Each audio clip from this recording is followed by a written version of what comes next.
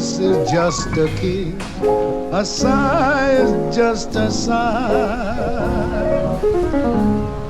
The fundamental things apply as time goes by.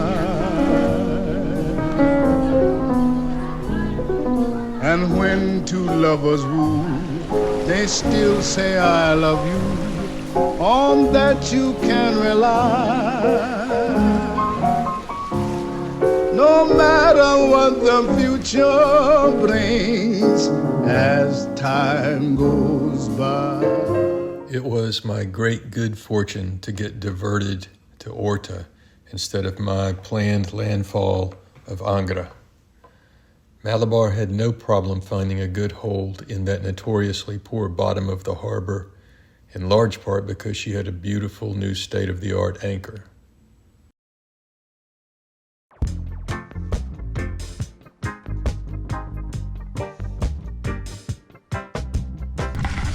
And my substitute for a dinghy, my folding kayak, worked beautifully.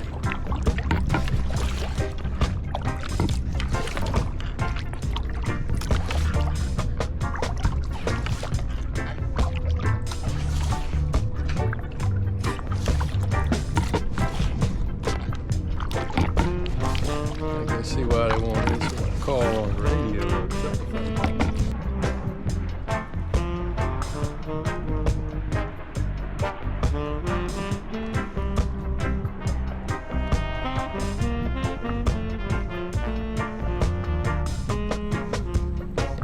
My first hot shower in a very long time and some good hot food and beer were things that might have only been imagined in a paradise. A visit to the famous Peter Sport Cafe, central headquarters of the transatlantic yachting community, was of course mandatory, but there are many other great little places as well. It really is a cool little town. They have repurposed the interior of the old Portuguese fort as a really cool little boutique hotel.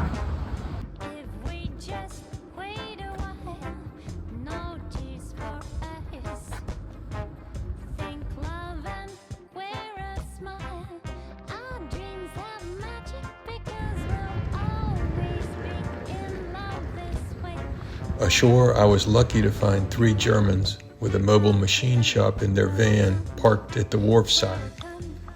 They fabricated new parts to repair my broken lifeline.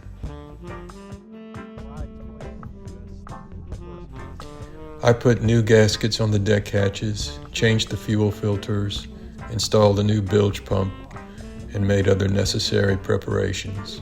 It's a beautiful, beautiful little town. If you ever get the chance to go to Horta in the Azores, do yourself a favor and don't pass it up.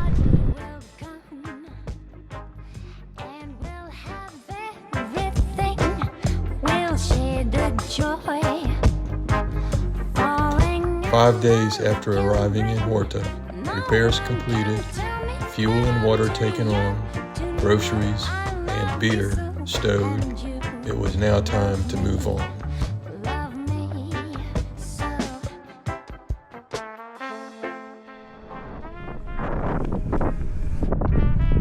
My pretty little kayak is folded up in her little backpack. Amazing, amazing device. And I got my swim ladder up. It's always quite embarrassing if you depart port with your ladder hanging down.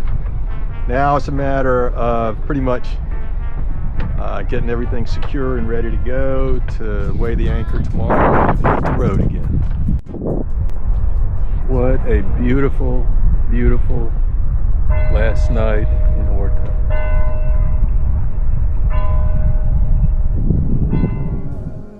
It's still the same old story, a fight for love and glory, a case of do or die. The world will always welcome lovers as time goes by.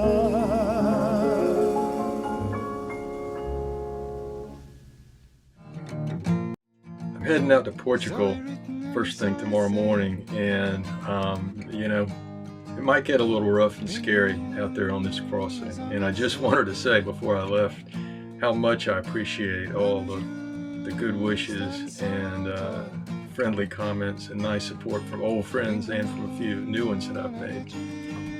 Off we go.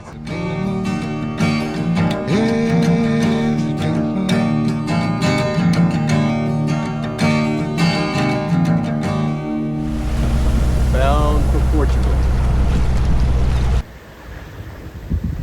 We left Horta, threaded our way between Pico and Fayal, and some really sporty weather when I had to deploy the pole and put up the sails, hopping around on the deck in a big cross seat. It was interesting.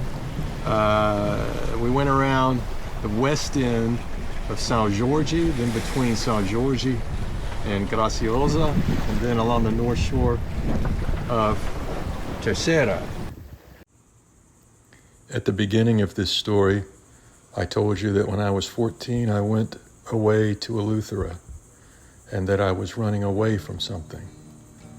Well, maybe I was running toward something, toward an idea of adventure. I'm no Don Quixote, and I would never hang the label of Rocinante on this pretty little boat, and nor am I, you know, a brave fighter, Santiago, old man in the sea, and certainly Malabar's no little fishing glory. But this boat's taught me a lot about boating, about sailing, about survival, about life. And she did it without lifting a finger, without trying to do anything, just by being who she is.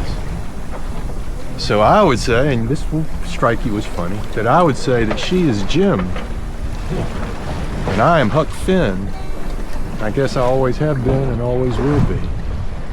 And this big ocean out here, that's our Mississippi River.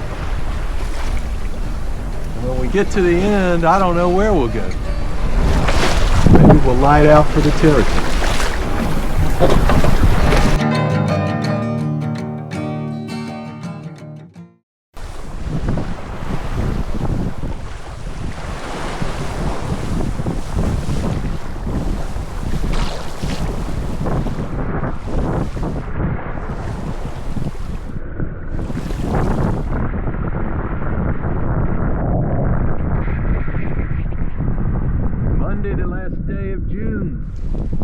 The north winds the weatherman promised, and tonight it'll blow pretty good too, but tomorrow the real blow starts.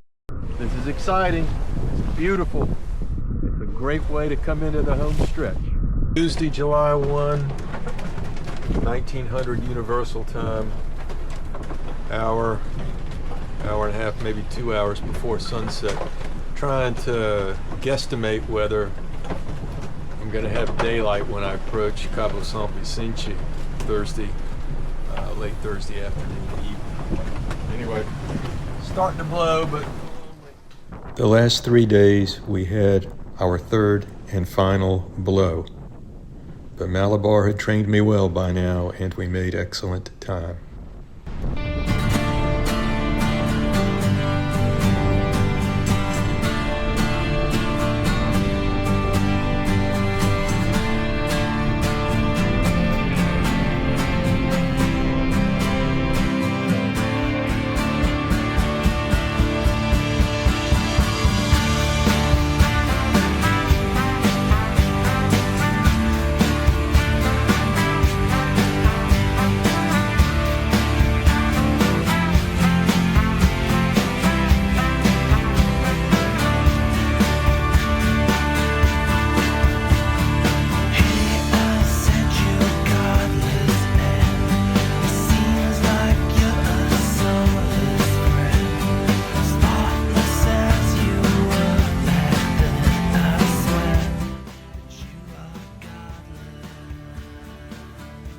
The huge fortress of a lighthouse on Cape St. Vincent, or Cabo San Vicente, at the southwest corner of Europe is one of the most imposing sights I have ever seen.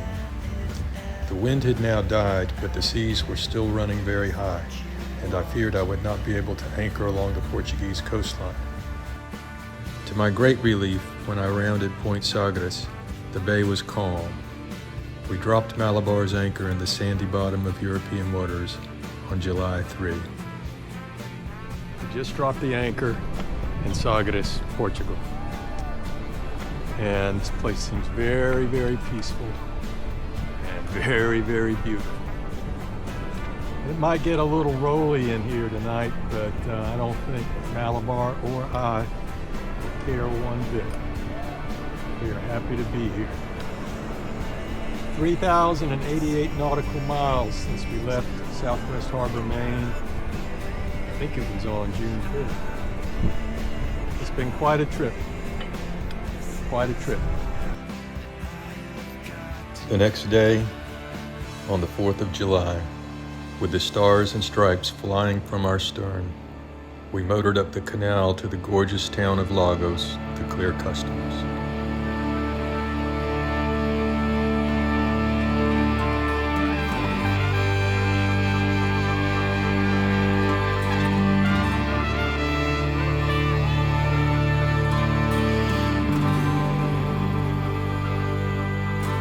After you sail across an ocean alone, they don't usually ask you why. Instead, you get a different question. What did you learn? I'm always tempted to weave some shaggy dog story about an epiphany, an entrance into a zone of enlightenment as the setting sun displayed the green flash, but I'm afraid I was not so transported.